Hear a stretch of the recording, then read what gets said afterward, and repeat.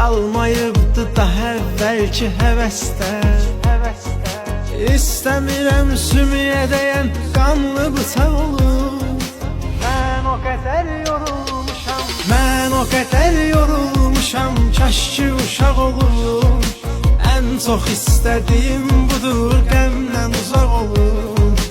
Elə bildim bu dünyada daimiyəm mən. Ağlıma gəlməzdi mənim, mən də qonaq olur. Mən o qədər yorulmuşam, kaş ki uşaq olur. Ən çox istədiyim budur, qəmdən uzaq olur. Elə bildim bu dünyada daimiyəm mən. Ağlıma gəlməzdi mənim, mən də qonaq olur.